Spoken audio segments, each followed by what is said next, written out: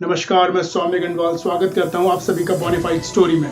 बुधवार 7 जुलाई को प्रधानमंत्री नरेंद्र मोदी के नेतृत्व में एक नए मंत्रिमंडल का गठन किया गया, जिसके परिणाम काफी चौंका देने वाले रहे। हम ऐसा क्यों कह रहे हैं?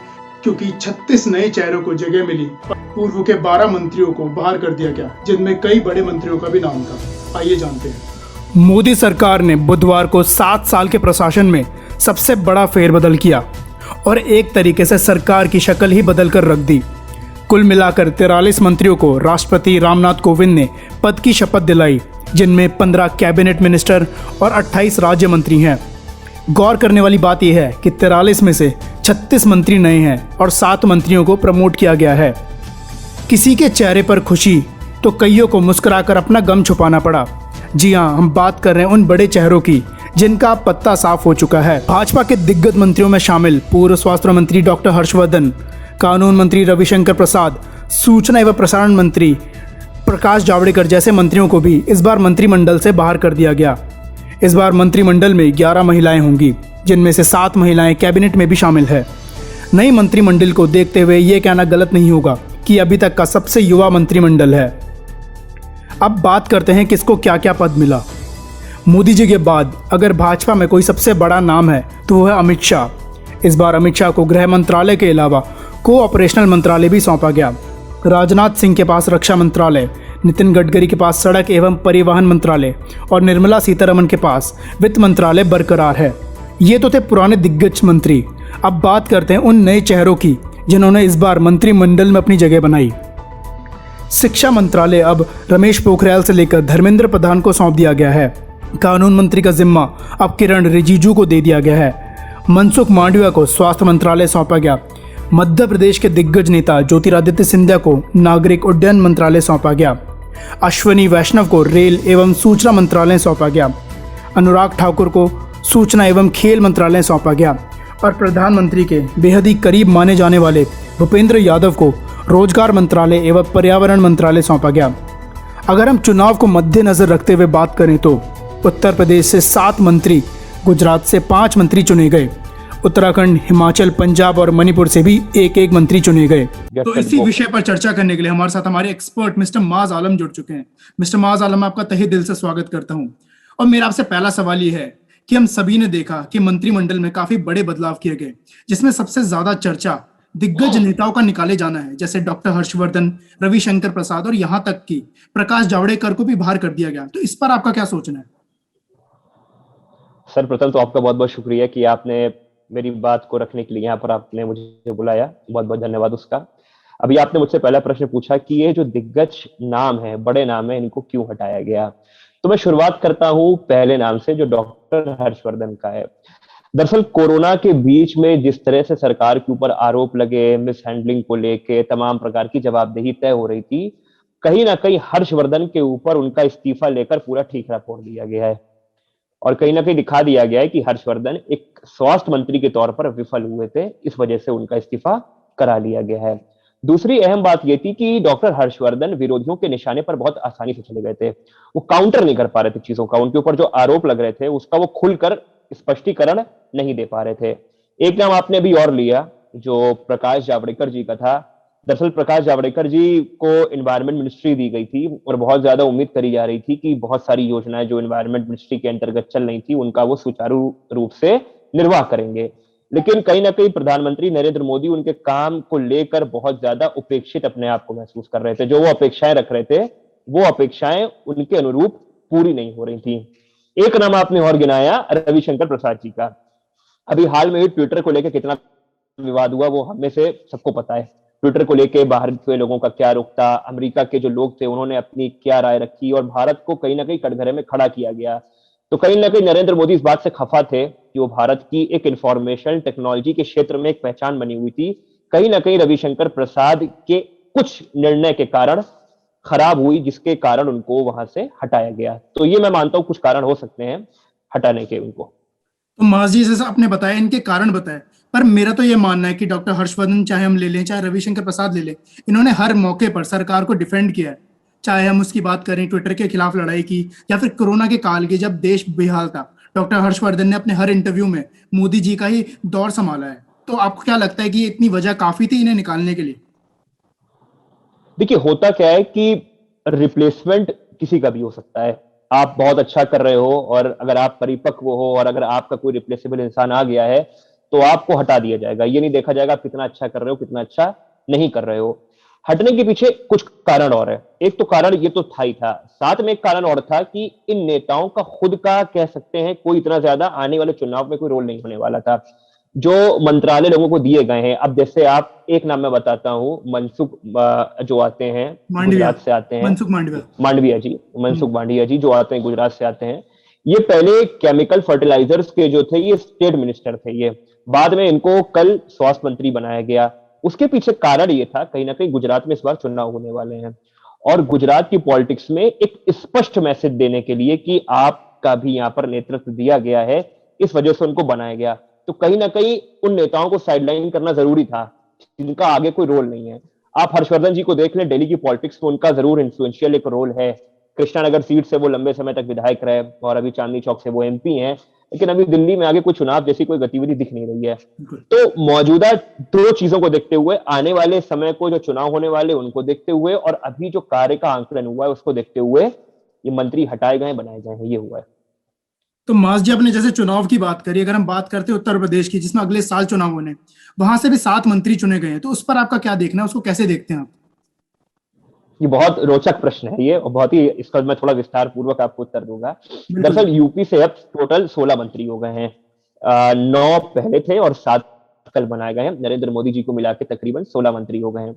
और जो 7 मंत्री ये बनाए गए हैं, अब मैं बहुत विडंबना की बात है, जब राजनीति की बात होती है तो जाति की बात भी होती है। बिना जाति और धर्म के तो आप राजनीति को अलग नहीं कर सकते, क्योंकि किताबी पन्नों पर तो बहुत अच्छा लगता है कि एवरीवन इज इक्वल, लेकिन पॉलिटिक्स में जब बात आती है तो बराबर हिस्सेदारी की बात भी आती है।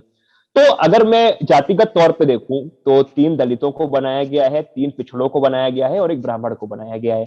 अब मैं इसका विश्लेषण करके बताता हूं ऐसा क्यों किया गया है। पहला नाम मैं लूंगा अजय मिश्रा का, जिनको टेनी भैया कहा जाता है, जो खीरी से इस समय लोकसभा के सांसद हैं और निघासन विधानसभा सीट से पहले ये विधायक हुआ करते थे। जो यूपी की ऊपर वाली बेल्ट है, जो रोहली खंड वाली बेल्ट हो गई, जहां पर सीतापुर आ गया, खीरी आ गया, धौरहरा आ गया, शाहजहांपुर आ गया, वहां पर ब्राह्मण एक बड़ी तादाद में मौजूद हैं। तो कहीं ना कहीं ब्राह्मणों को रिझाने के लिए उनको ये मंत्रालय दिया गया है। 2-3 नाम मैं और ऐड करूंगा इसमें। एक नाम जो सबसे ज्यादा सुर्खियों में बना हुआ है वो नाम है एसपी बघेल। एसपी बघेल आगरा से इस समय सांसद हैं और इनके बारे में कहा जाता है कि मुलायम सिंह यादव की सिक्योरिटी में ये तैनात हुआ करते थे 1989 से पहले।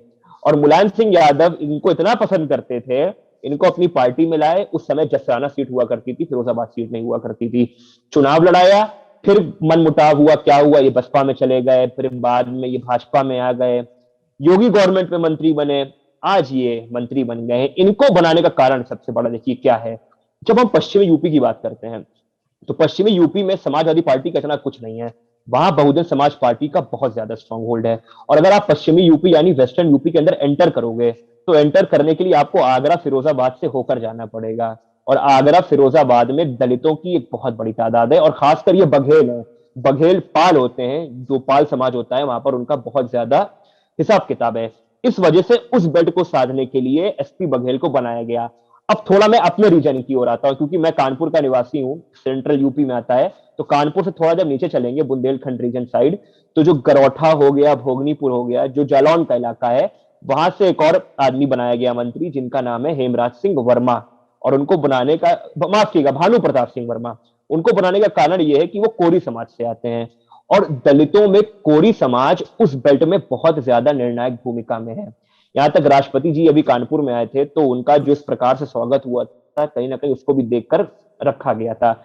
तो 2-3 मंत्रियों को जातिगत आधार पर देखकर बनाया गया है। अब मैं अगर बात करूं पूर्वांचल की, क्योंकि पूरे यूपी में देखिए वेस्टर्न यूपी हो गया, आपका सेंट्रल यूपी हो गया, पूर्वांचल ईस्टर्न यूपी हो गया और आपका बुंदेलखंड का रीजन हो गया। इन चारों रीजन की पॉलिटिक्स बहुत ज्यादा इंफ्लुएंशियल होती है।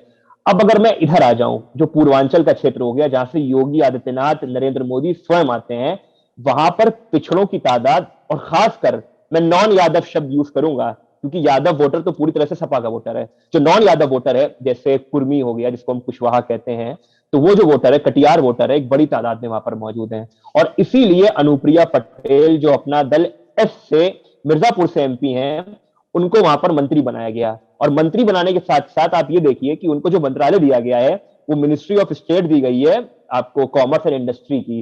तो कहीं ना कहीं वहां के रीजन का जो व्यापार होता है उसको समावेश करने के लिए उनको जिम्मेदारी दी गई है। तो मोटा मोटा हम ये मान लें 2022 के चुनाव से पहले बहुत ही प्यारी रणनीति नरेंद्र मोदी जी ने बनाई है।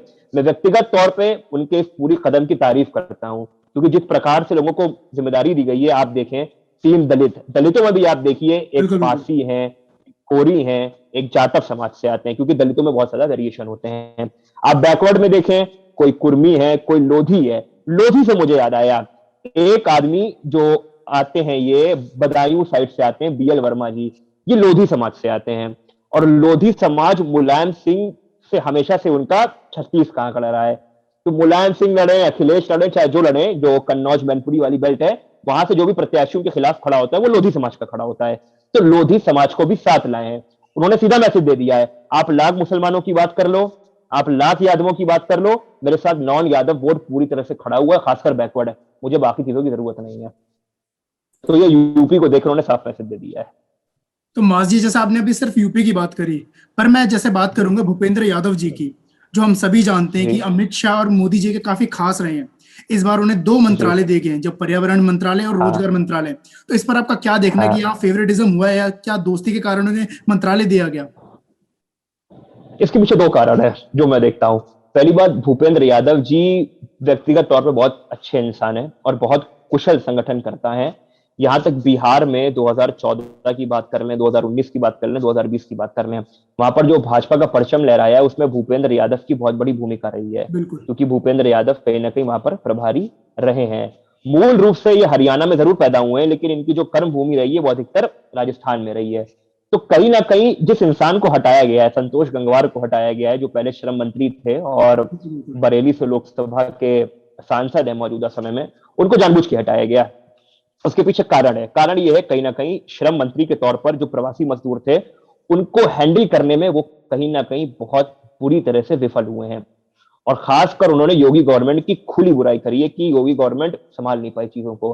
भूपेंद्र यादव को इनाम दिया गया है, उनसे सम्मान छीना गया है। बस ये 2 शब्दों में इन दोनों की कहानी है।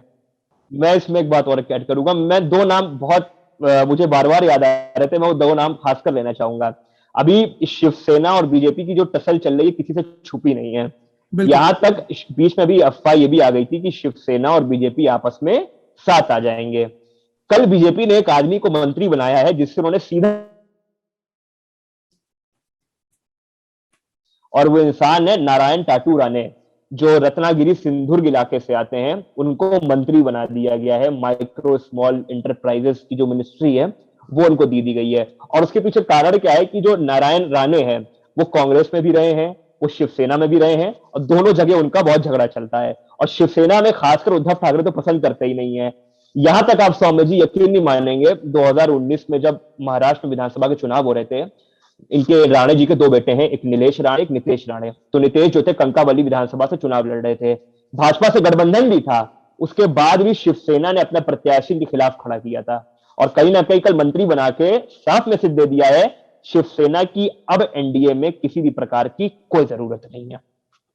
एक नाम और ऐड करूंगा, सर्बानंद सोनोवाल, जो बहुत ज्यादा नाराज बताए जा रहे थे। कहा जा रहा था असम के मुख्यमंत्री के तौर पे थे और इस बार चुनाव भी लड़ा था, जीत भी गए थे, और मुख्यमंत्री नहीं बनाए गए, हेमंत बिश्वा शर्मा को बना दिया गया। उनको आयुष मंत्रालय और मिनिस्ट्री ऑफ पोर्ट उनको दिया गया है। कारण ये बताया जा रहा है कि आसाम जो पूर्वोत्तर का पूरा रीजन हो गया उसको साधने के लिए कहीं ना कहीं उनको एडजस्ट किया गया है। तो ये 2 नाम बहुत ज्यादा कल चौंकाने वाले थे। और अगर आप सिंधिया जी की बात करें, जो उनको मिनिस्ट्री मिली है, उनके पापा भी पहले मिनिस्ट्री संभालते थे, कद उनका वही रहा है जो पहले हुआ करता था। लेकिन ये 2 नाम, खासकर 2 नाम, नारायण राणे और सोनोवाल, इन 2 नामों ने सबको आश्चर्यचकित किया है। तो माजी, जैसा हमने देखा कि इस बार महिलाओं को भी काफी महत्वपूर्ण रोल दिया गया है। 11 महिलाओं को मंत्रियां बनाया गया, जिसमें 7 कैबिनेट के अंदर है। तो उसमें आपका क्या देखना है, उसको आप कैसे देखते हैं?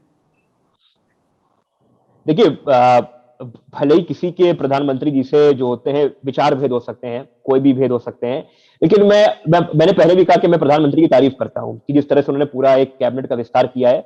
उन्होंने हर जाति, हर धर्म, हर वर्ग का ध्यान रखा है। मैं धर्म के हिसाब से मुसलमानों को इसमें इंक्लूड क्यों नहीं करूंगा, क्योंकि वो वोट देते भी नहीं है, और तब भी उसके बाद भी मुख्तार अब्बास नकवी को माइनॉरिटीज का मिनिस्टर बनाया गया है, तो वो तो एक अलग विषय हो गया। उसके बाद भी महिलाओं की आपने बात करी, देखिए महिलाओं को बनाना उनके लिए खासली और जरूरी हो गया था। आज भी अगर हम देखें, जो प्रॉपर मिडिल क्लास की गृहिणी है वो कहीं ना कहीं बीजेपी की वोटर है। आप अर्बन सिटी की बात कर ली, आप दिल्ली में बैठे हैं, मैं कानपुर में बैठा हूं, दोनों अर्बन सिटीज हैं।